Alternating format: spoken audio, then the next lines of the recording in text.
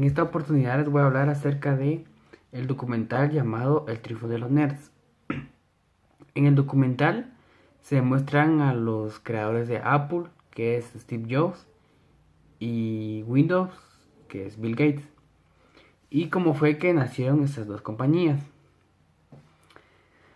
En el documental se muestra cómo un grupo de chicos, al tener una intención de impresionar a sus amigos, provocaron una denotación en la revolución industrial y cambiaron la manera de hacer negocios. En él se muestran cómo los muchachos, a los que le llamaban nerds, y los nerds eran los, podría decirse, los muchachos que usaban los teléfonos para hablar de teléfonos o usaban computadoras para hablar de computadoras. Entonces estos nerds dieron paso a la creación de como Apple, Microsoft, IBM, Adobe e Intel y otras grandes empresas que hoy en día siguen marcando la tendencia en muchas áreas tecnológicas. Y esto solo lo hicieron por el simple hecho de exponer su individualismo al máximo e impresionar a sus amigos. Algo interesante que era para ellos era de que no existía horario de trabajo y tenían su tiempo de código. Escribir un código para ellos era la fuerza que guiaba sus vidas, por lo que cualquier otra cosa que interfiriera con eso se les hacía una pérdida de tiempo. En esa etapa los nerds querían tener su propia máquina personal y esto requirió un adelante tecnológico para que fuera posible. Algo que favoreció el crecimiento de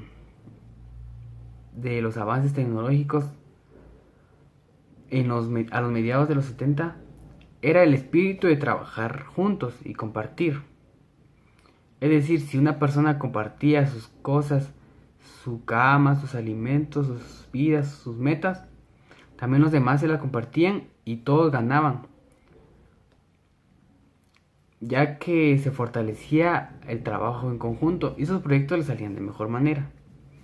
Gracias a esta enseñanza nació Apple Computer.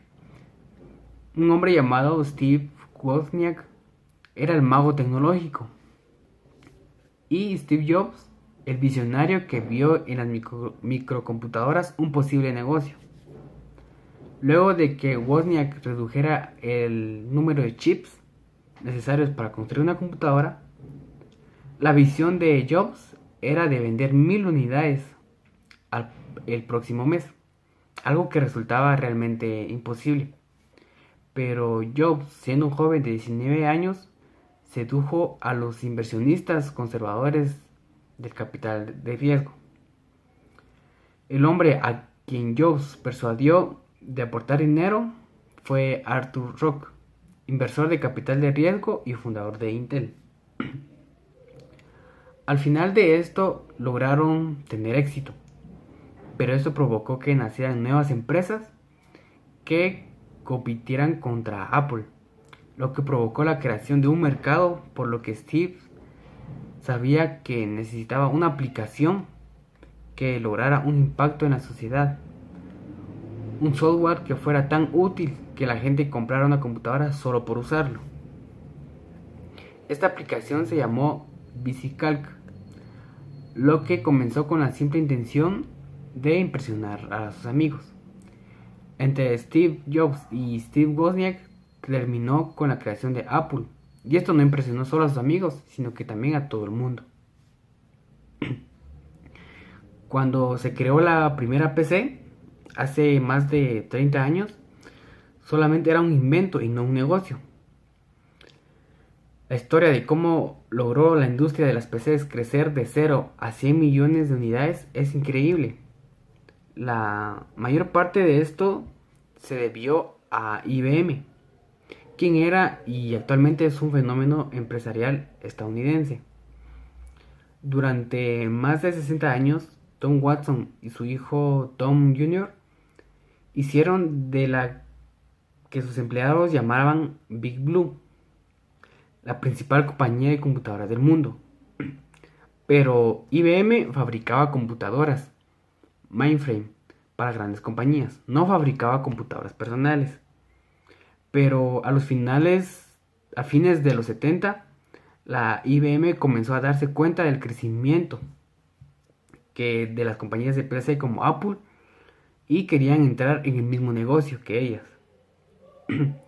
Ellos no contaban con este negocio de computadoras, ya que no fabricaban computadoras. Así que debían crear una máquina para entrar a este terreno o a este negocio. Por lo que Bill Lowe fue el encargado de dirigir el desarrollo de las PC de IBM. Ellos construyeron el primer PC de IBM con el off-the-shelf, los componentes, dándole arquitectura abierta. La excepción fue el chip del ROM de la BIOS, que era propiedad de IBM.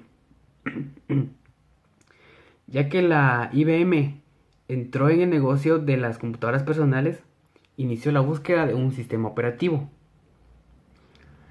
Gary Kildall y su compañía Digital Research tenían un sistema operativo para PCs basadas en Intel. Para ese entonces Bill Gates y su compañía, o sea Microsoft, tenía varios lenguajes de programación, incluido el primer lenguaje que fue BASIC, y paquetes de software para la PC. IBM pensó que Microsoft tenía un sistema operativo y los visitó primero.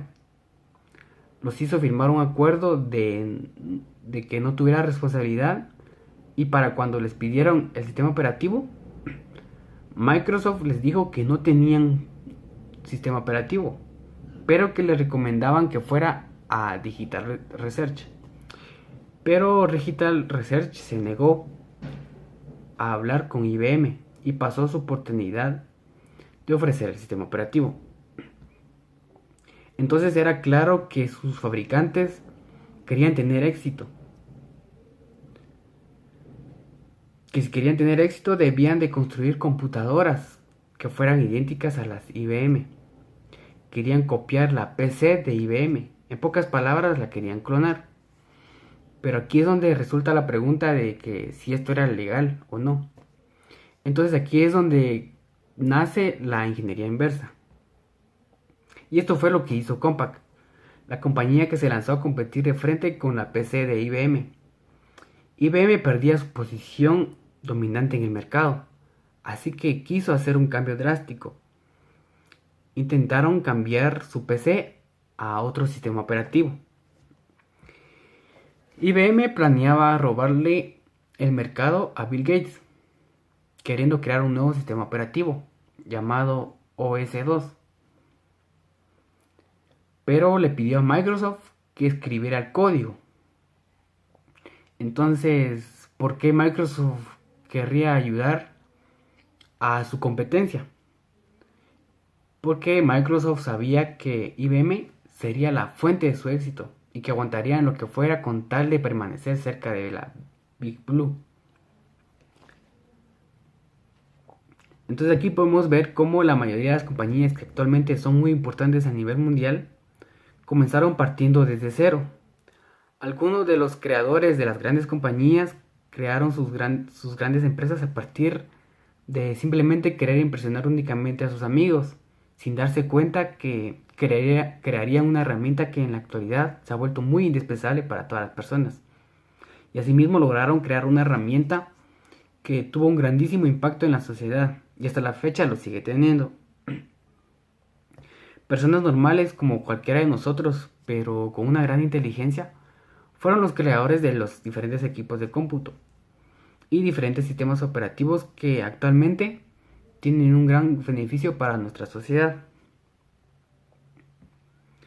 Ahora hablando de otro documental que es La Guerra de los Navegadores.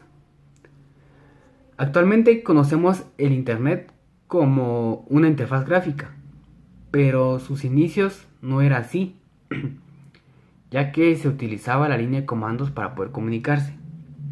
Sin embargo, para llegar al Internet que conocemos actualmente, hubo un enfrentamiento entre las compañías Microsoft y Netscape, el cual suele llamarse como la guerra de los navegadores.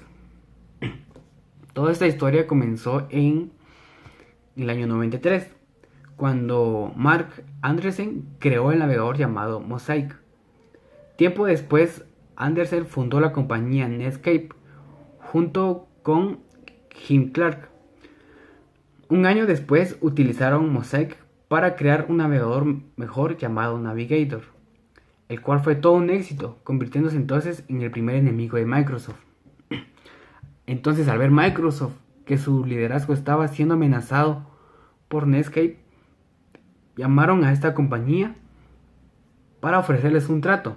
Sin embargo, Microsoft recibió una gran sorpresa al ver que Netscape no estaba interesado en trabajar con ellos, ya que el navegador de Netscape tenía ahora el 90% de los consumidores. En el año 95, Microsoft se reunió con Netscape. Microsoft amenazó a Netscape con eliminarlos del mercado si no les dejaban utilizar su tecnología por $1 millón. Ante esta situación, Netscape se resistió y con apenas un año de existencia lanzó sus acciones a la bolsa con un éxito sorprendente. Microsoft no se iba a quedar de brazos cruzados, así que creó el navegador Internet Explorer de forma gratuita para el usuario para poder destruir por fin a Netscape, ya que un empleado de Netscape había insultado a los programadores de Microsoft diciendo que sus programas eran mal depurados, lo cual era un insulto fuerte para los programadores. Finalmente, en el año 97 terminó la guerra entre Netscape y Microsoft, ya que Netscape dejó de tener el valor que tenían sus acciones, por lo que se vio obligada a desaparecer. Sin embargo, en el año 98 Microsoft empezó otra guerra, pero esta vez no con otra compañía, sino con el gobierno por la amenaza que hicieron a la ya desaparecida Netscape y por tratar de evitar que las personas tuvieran acceso al software. La compañía actual de Microsoft, la competencia actual de Microsoft es Google, ya que es mucho más moderno, justo como pasó con Microsoft y IBM. Y esto sería lo que es en resumen los documentales del triunfo de los nerds y la guerra de los navegadores.